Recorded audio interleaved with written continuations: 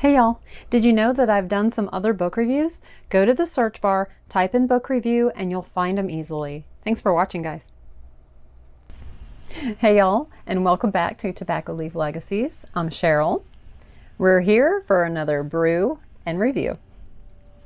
Today, we are reviewing Blueberry Muffin Murder by Joanne Fluke.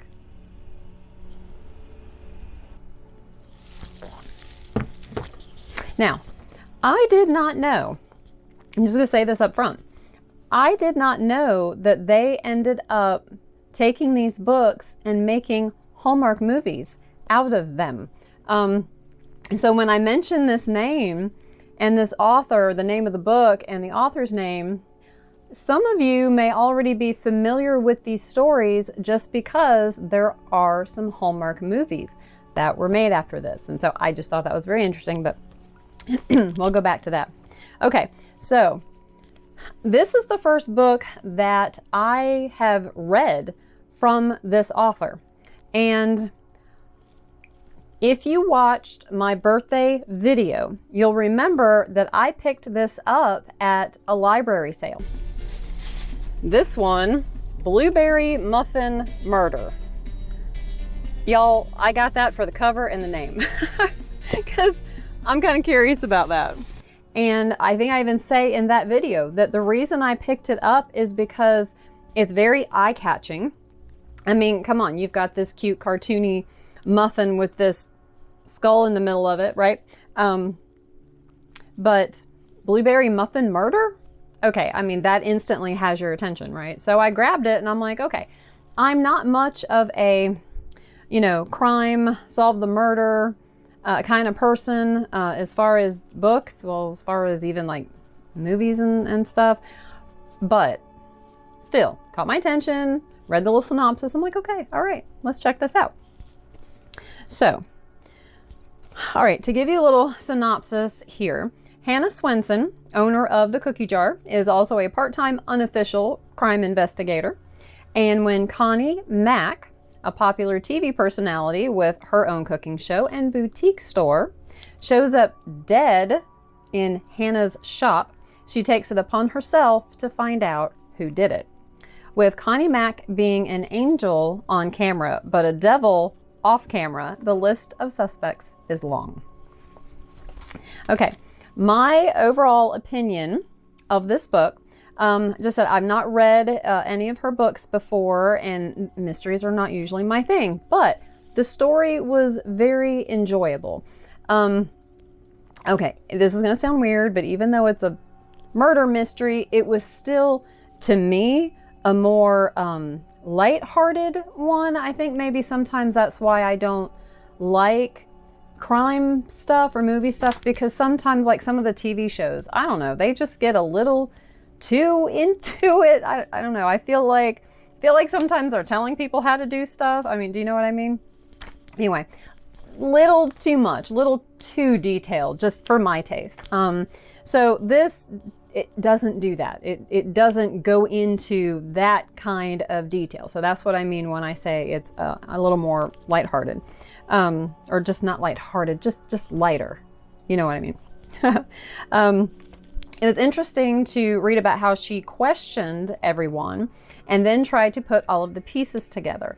And that's kind of one of my downfalls when it comes to books, when it comes to watching a TV show or, a movie, or I feel like I'm fairly intelligent, but sometimes trying to put pieces like that together, I don't always get.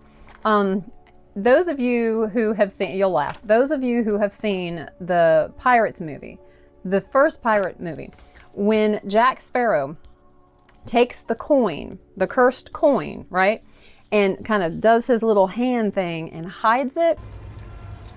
Every last one.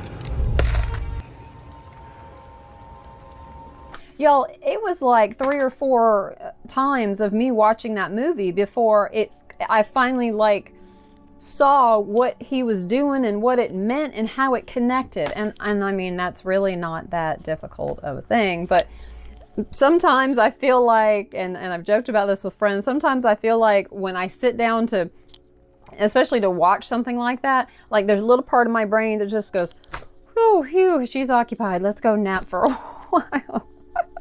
Maybe that's why I get it. Anyway, but still, for whatever reason, it does take me longer to put those kinds of pieces together. Now, if I read it like 3 or 4 times or whatever without knowing the end, then maybe I could finally, remember, oh, but so-and-so said so-and-so and so-and-so was here, and it just takes me a bit.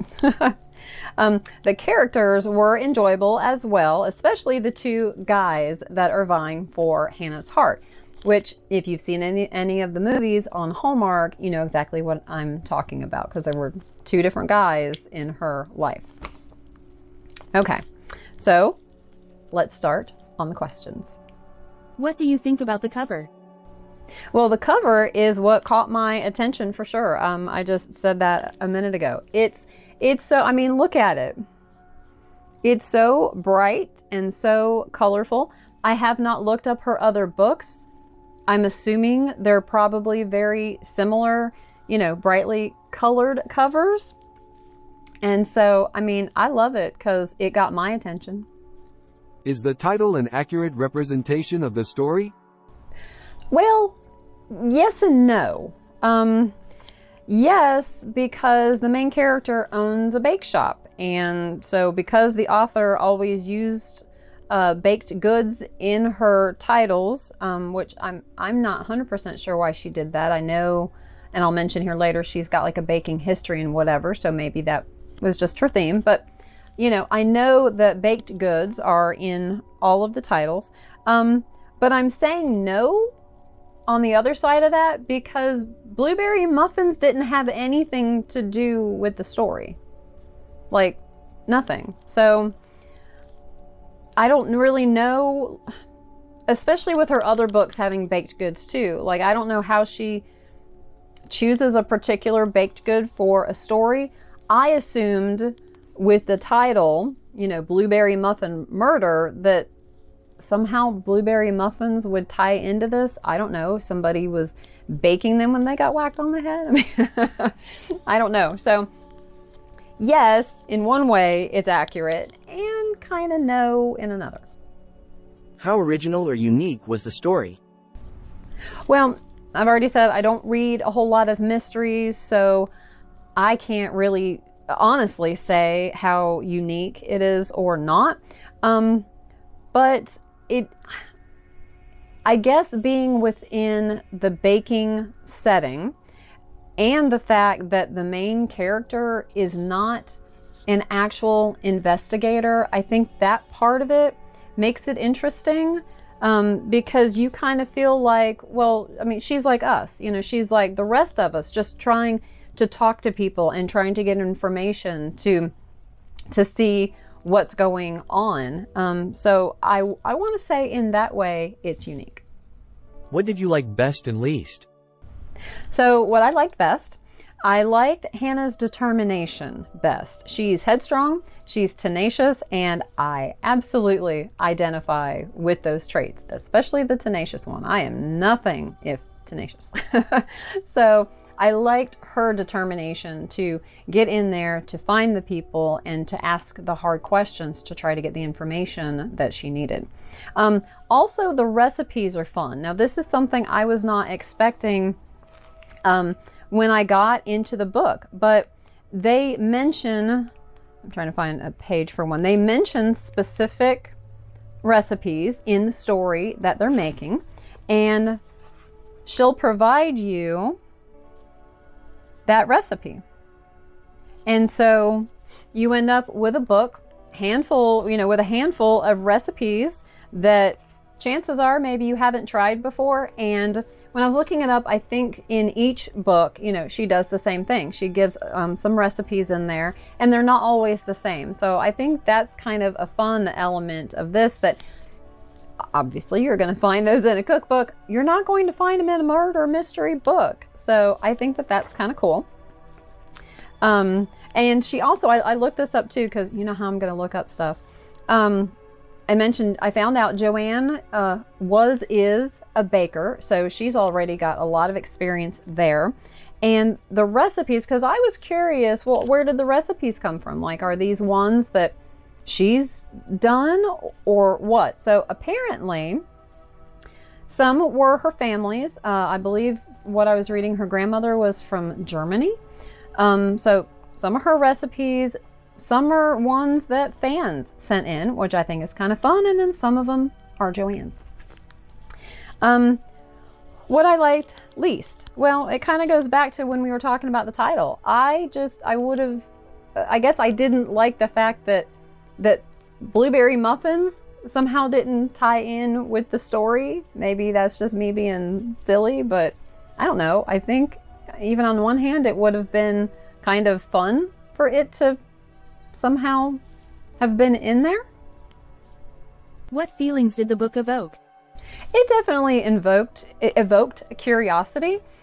Again, I'm not familiar with, reading murder mystery stuff. So it was kind of interesting to find myself guessing as the book went on, based on the information that, the author was basically providing. It was kind of like, okay, is it him? Or maybe he did it, or no, okay, well, maybe it's her. So I kind of had my own little game going on with it, trying to guess, which I didn't guess correctly, by the way, but that's okay, because that means that it was written well by the author to kind of get me on the wrong, path. So definitely curiosity. What is your favorite quote or part of the book?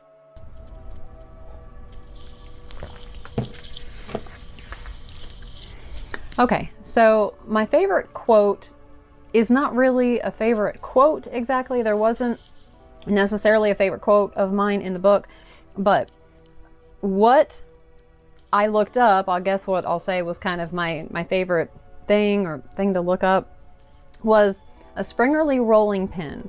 That is in the book, and I thought the tie was interesting because of the author's grandmother being German, and the Springerly cookie is kind of thought of to be a German cookie.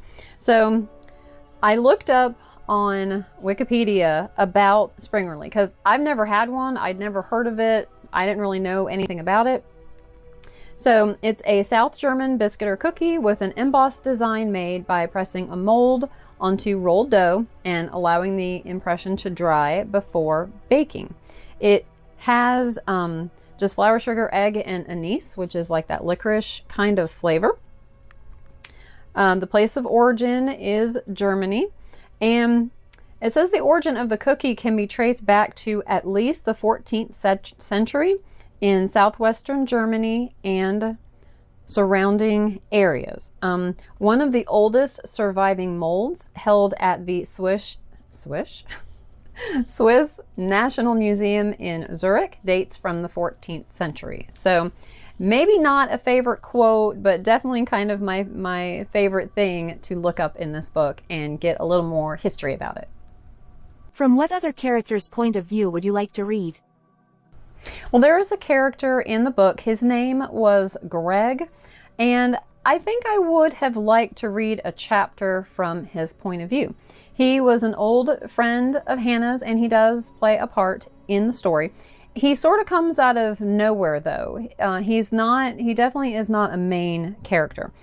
So that's why I would have liked to have read maybe a chapter from his point of view, and just, I don't know, a little bit more about some things that had happened to him.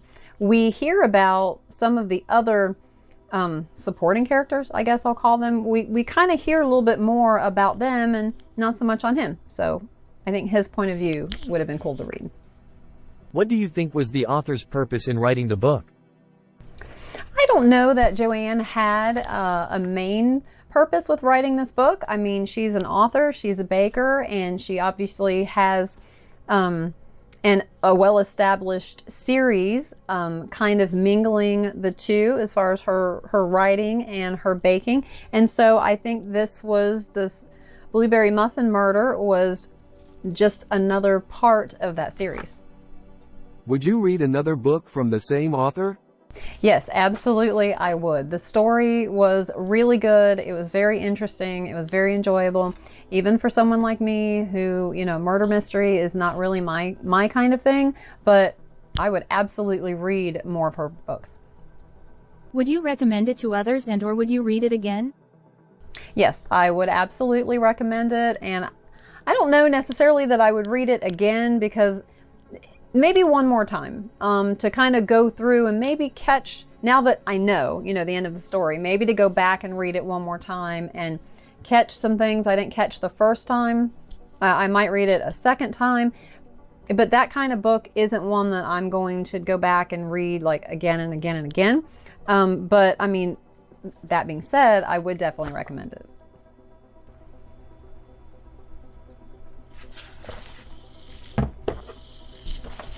I hope that you have enjoyed this brew and review. I did want to mention also about the Hallmark movies. Like I said, some of you may be familiar with the movies, some of you aren't. But Hallmark has made a series of movies. They've changed names, and I forget what the first one was. Like the first series had like a certain name, Baked by Murder, something like that. I don't want to tell you wrong. You can look it up. There was a series, and then they started having like proper titles. You can look them up on Google. You've got Hallmark. Go through, look at their schedule. You can probably do a search on your TV and see when they're going to come up. I have not watched one of the movies yet. I've actually got some. They're coming up here soon, and I've got them set to record on DVR so that I can check them out.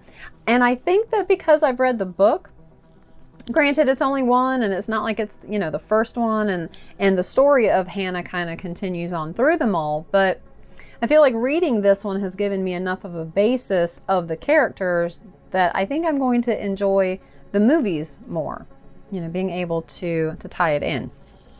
So, like I said, it's a really fun book. Don't let the fact that it's a murder mystery stop you from reading it, because it's, like I said, not my thing, but it was really good, and it was very enjoyable. So I encourage you, check out the movies, check out her books. So that will conclude this brew and review. Thank you so much for watching. Thank you so much for being here. And as always, time is precious. Carpe diem. Seize the day. I'll see you next time.